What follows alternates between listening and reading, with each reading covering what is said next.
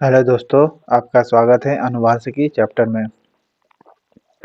चलिए स्टार्ट करते हैं। पहला क्वेश्चन, चैनल पसंद आए लाइक जरूर करिएगा और शेयर भी कर दीजिएगा लूसेंट ऑब्जेक्टिव का। ओके, चलिए स्टार्ट करते हैं।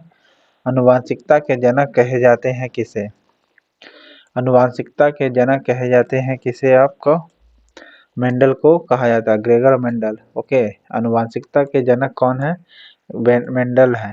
ओके, नेक्स्ट है, अनुवांशिकी इकाइयां है कहाँ? अनुवांशिकी इकाइयां है कौन? जीन। इनमें से कौन है? तो जीन जो होती है अनुवांशिकता की इकाई है, यूनिट है। ओके, नेक्स्ट है, अनुवांशिक यूनिट अर्थात जीन होते हैं क्या? जीन क्या होते हैं? गुणसूत्र में होते हैं। किसमें होते हैं जीन? गुणसूत्र में होते हैं। नेक्स्ट है, जीन है क्या? एक जीन आपका डीएनए का एक भाग है। ओके, डीएनए का एक भाग है जीन। जीन है क्या? एक डीएनए का एक भाग है। नेक्स्ट है, सर्वप्रथम प्रयोगशाला में जीन का संश्लेषण करने वाला वैज्ञानिक है कौन? जीन का संश्लेषण करने वाला वैज्ञानिक है, और भी प्रयोगशाला में पहला वैज्ञानिक साइंटिस्ट खुराना है। ओके, एक जीन एक एंजाइम सिद्धांत का प्रतिपादन किसने किया था? एक जीन एक एंजाइम का प्रतिपादन बीडल और टाइटम ने किया था। एक जीन एक एंजाइम का सिद्धांत का प्रतिपादन किसने किया था? बीडल और टैटम ने दिया था। ओके, जीन को व्यक्त किया जाता है कैसे?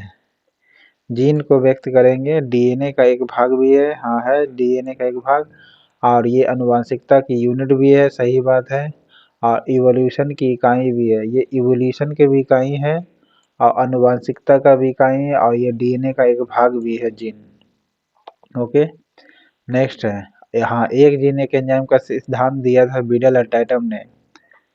ओके, नेक्स्ट है, जीन का वर्तमान नाम देने वाला वैज्ञानिक है कौन?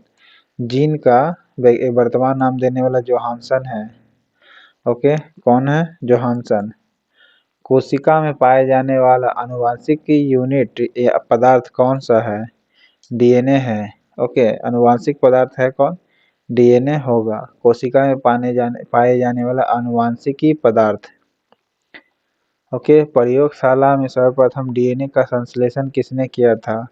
प्रयोगशाला में सबसे पहले डीएनए का संश्लेषण कर दिया था खुराना ने।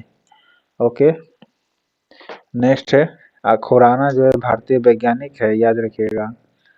ओके, नेक्स्ट है, डबल हेलिक्स स्ट्रक्चर किसने दिया था डीएनए का? तो वाटसन एंड क्रिक ने दिया था। बैक्टीरिया का खोजकर्ता लीवन-हॉक है। ओके, पोलियो का खोजकर्ता जॉन साल्क है, टीके का। नेक्स्ट है, माता पिता के गुण उनकी संतानों में किसके द्वारा स्थानांतरित होती है? तो किसके द्वारा होती है स्थानांतरित?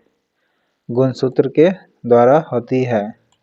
माता पिता के गुण उनकी संतानों में किसके द्वारा स्थानांतरित होती है? संतानों में किसके द्वारा ट्रांसफर होगी? तो गुणसूत्रों के द्वारा होगी। माता पिता का गुण बच्चा में पाया जाता है जो। किस कारण एक माता पिता की सभी संतानें एक समान नहीं होती है? पहला रीजन होगा आनुवंशिक विभिन्नता के कारण, और दूसरा होता है वातावरण विभिन्नता के कारण। ये दोनों ही आंसर होगा। ओके, अगर आनुवंशिकी अलग है उससे भी होता है फेस मतलब कुछ नहीं मिल पाता संतान में, या फिर वातावरण अलग अलग, इस मौसम में जन्म लिया और उस मौसम में वो जन्म लिया उसका भाई, इस प्रकार अंतर भी पाया जा सकता है। ओके, यानी दो बच्चा का जन्म नहीं होता एक का स्थान पर, एगो का यहाँ हुआ नानी का तो एगो का दादी का, तो इस प्रकार अलग अलग भी हो सकता है। मनुष्य में द्विगुणित क्रोमोसोम की संख्या कितनी है? द्विगुणित यानी जोड़ा में पाया जाता है कितनी? 23 जोड़ा पाई जाती है आपका। ओके, और द्विगुणित अगर नहीं खाली बोलता तो क्रोमोसोम की संख्या 46 हो जाती। ओके, द्विगुणित बोल दिया यानी जोड़ा में तो 23 होगा। पुरुष में पुरुषत्व के लिए कौन सा गुणसूत्र संयोजी करता है?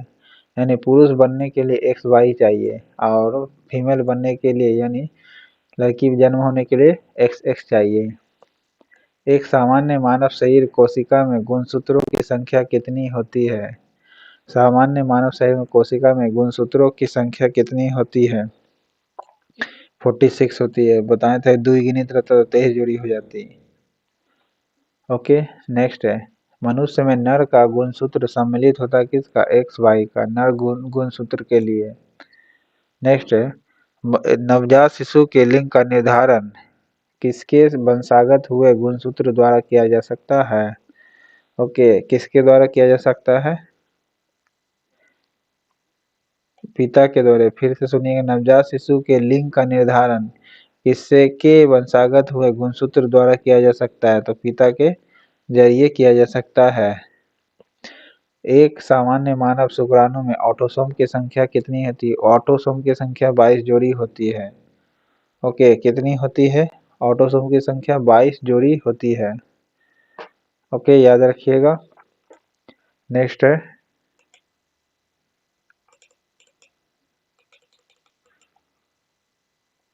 मनुष्य में क्रोमोसोम के मिलने पर बालक जन्म लेगा कैसे?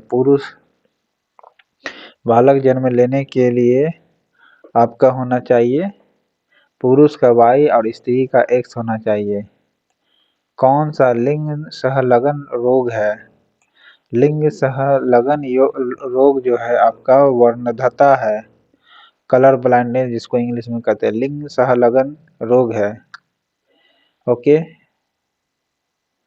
लाल हरी वर्धानता होने का कारण क्या है? लाल हरी वर्धानता होने का लक्षण क्या है आपका? X गुणसूत्रों की वंशागति होने लगती है। X गुणसूत्र होती है जो वंशागति होने लगती है, लाल हरी वर्धानता होने का कारण है। नेक्स्ट है, हीमोग्लोबिन में क्या होता है? हीमोग्लोबिन में किससे संबंधित है? रक्त का थक्का नहीं बनता है, सॉरी हीमोग्लोबिन करें, हीमोग्लोबिन में तो लोहा होता है, हीमोफीलिया में रक्त का थक्का नहीं बनता है। ओके, मनुष्य में लाल हरी वर्धानता को जाना जाता है किसके नाम से? प्रोटोनोपिया के कारण के नाम से और ड्यूटेरानोपिया, ये दोनों के नाम से जाना जाता है। ओके, आंसर दोनों हो जाएगा, प्रोटोनोपिया और ड्यूटेरानोपिया के नाम से जानी जाती है लाल हरी वर्धानता। ओके, नेक्स्ट है, वर्णांध पुरुष का विवाह दूसरे वर्णांध पुरुष के सामान्य स्त्री से हुआ है तो उनके संतानों में क्या होगा? तो आधे पुत्र वर्णांध होंगे। याद रखिएगा फिर से, वर्णांध पुरुष का विवाह दूसरे वर्णांध पुरुष के सामान्य पुत्री से हुआ है तो संतानों में क्या होगा? आधे पुत्र वर्णांध होंगे। ओके, याद रखिएगा, एक वर्णांध पुरुष सामान्य महिला की संतानों में पुत्रों के वर्णांध होने की संभावना कितनी है? 0% होगी। किसमें? 0% होगी, क्योंकि एक वर्णांध पुरुष है और सामान्य महिला है तो उसके बच्चा जो होगा उसका वर्णांध होने का पॉसिबिलिटी कितनी है? 0% होगी। ओके,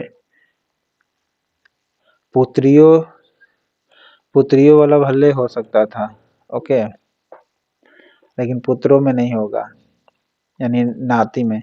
शिशु का पैतृत्व स्थापित करने के लिए किस एक तकनीकी का प्रयोग किया जाता है? प्रोटीन विश्लेषण के जरिए भी कर सकते हैं, ओके, सॉरी डीएनए फिंगरप्रिंट के जरिए कर सकते हैं। डीएनए फिंगरप्रिंट के जरिए शिशु पैतृत्व स्थापित करने के लिए कर सकते हैं। ओके, जीन शब्द किसने बनाया था? जीन शब्द किसने बनाया था? जोहानसन ने बनाया था, WL जोहानसन, WL जोहानसन होगा आपका। ओके, नेक्स्ट है, वर्णांधता वाले व्यक्ति को लाल रंग दिखाई देता है कैसा? तो हरा दिखाई पड़ेगा। वर्णांध पुरुष अगर रहेगा तो उसका लाल रंग हरा दिखाई पड़ेगा। ओके, एक वर्णांध पुरुष एक सामान्य महिला से विवाह करता है तो वर्णांधता का लक्षण होता है किसमें? नतनी में होगा, यानी पुत्रियों में नहीं, पुत्रियों के पुत्र में होगा, पुत्रियों के पुत्रों में, नतनी नहीं, नाती। ओके, फिर से सुनिएगा, एक वर्णाध पुरुष है, सामान्य महिला से विवाह करता है, तो वर्णाधता का लक्षण किसमें होगा? पुत्रियों, ओके, के पुत्रों में, यानी नाती में होगा। ओके, नाती में, पुत्रियों के पुत्रों में होगा। नेक्स्ट है, कौन सी व्याधि आनुवांशिक है? कौन सा व्याधि है जो आनुवांशिक हो सकती है? हीमोफीलिया जो होती है आनुवांशिक की हो सकती है। ओके, नेक्स्ट है,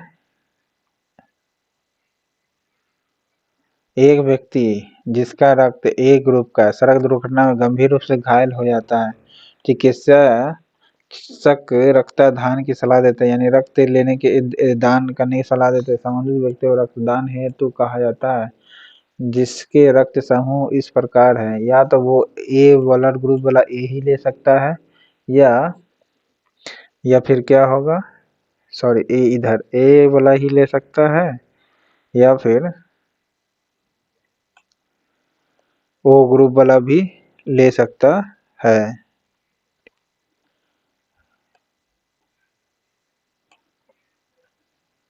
ओ ग्रुप वाला भी ले सकता है, ए ग्रुप वाला भी ले सकता है, ठीक है। अब पत्नी का अगर ओ है तब भी दे सकता है, इसका आंसर सही होगा ये। ओके, यानी ए ग्रुप वाला, हर ग्रुप वाला ओ ले ही सकता है और ए ले सकता है स्वयं का अपना सेम ब्लड ग्रुप।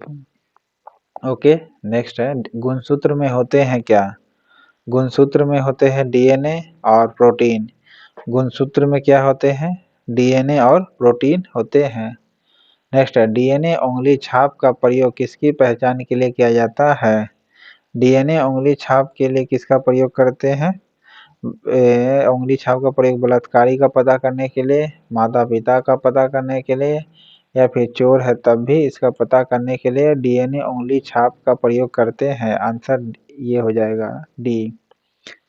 नेक्स्ट है आपका, जेनेटिक्स से किसका अध्ययन है? जेनेटिक्स में आनुवांशिकता और विचरण का अध्ययन है।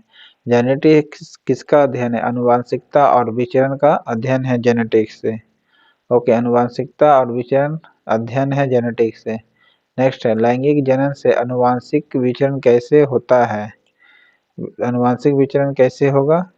तो सभी के द्वारा क्रोमोसोम में बदलाव से भी होगा, जीन के सम्मिश्रण से भी होगा और मिश्रण से भी होगा। फिर सुनिएगा, लैंगिक जनन से आनुवांशिक विचरण कैसे हो सकता है?